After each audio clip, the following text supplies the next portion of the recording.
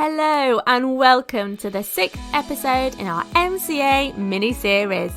In this episode, we take a closer look at the upcoming Liberty Protection safeguards by asking the question, what does necessary and proportionate mean?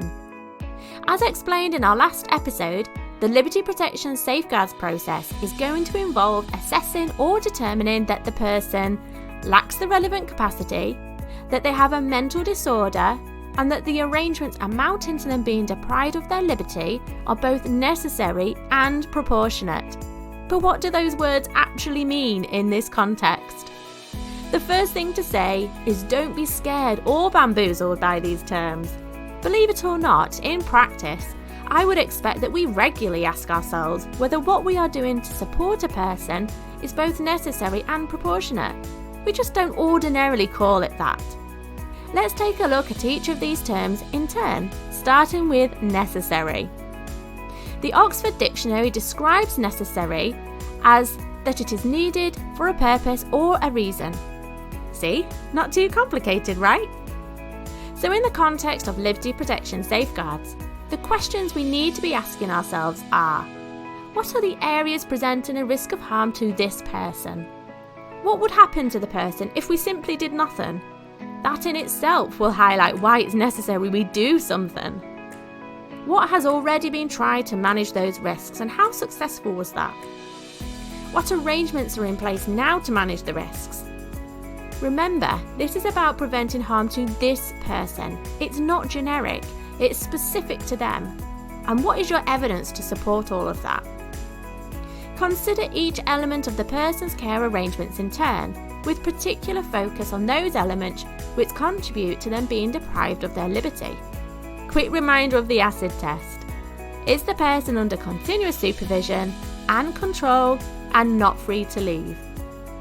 Once we are clear arrangements are necessary, we move on to whether those arrangements are proportionate.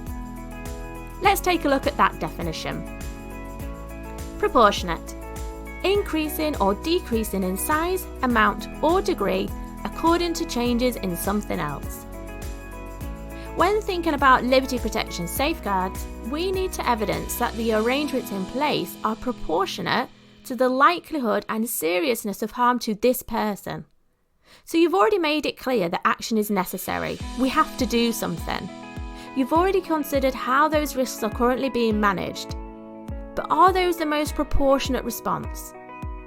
As part of that, you need to be asking, how likely is it that the person will actually experience the harm that you've highlighted?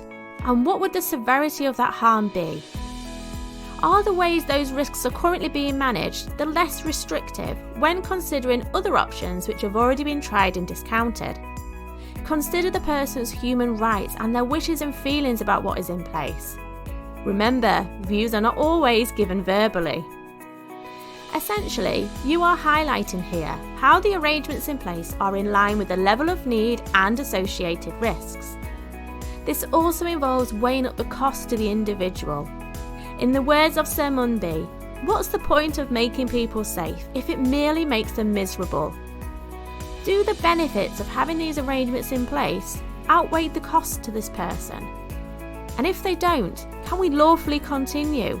Or do we need to consider something else? Hold that thought, more on that particular point in another MCA mini-series episode. It could easily be the case that you identify the care in place for a person as being necessary, but that actually the way in which those needs are being met is not proportionate, that something else should be tried and evidenced first. It is important that we really scrutinise what is in place. Are we being too risk-averse or heavy-handed? Let's try and put all of this into an example. Take Alfie here. Alfie's been identified as lacking the relevant capacity around his care arrangements. It's previously been evidenced that Alfie will set fires if he has access to a lighter or matches.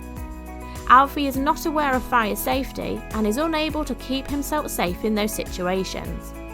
It is therefore necessary that Alfie has support in place to manage those risks.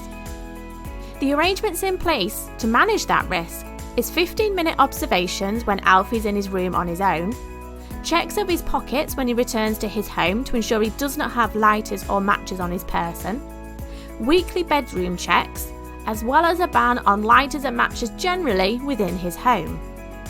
These arrangements feel as though they are not a proportionate response. This feels too heavy-handed. If it's been satisfied that there are no matches or lighters in the home, or on Alfie's person, why would we then also need to complete 15-minute observations and bedroom checks? Would a smoke detector in Alfie's room be a more proportionate and less restrictive response? It may well be the case that all of Alfie's care arrangements still amount to him being deprived of his liberty, but we are making sure within that it's done in as less restrictive way as possible.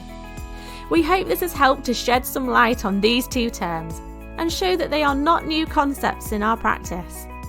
Start using these terms in your assessments and care plans now. Help to prepare yourself for the implementation of liberty protection safeguards.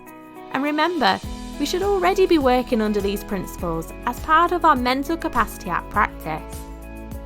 Thank you for listening, guys. See you all next time.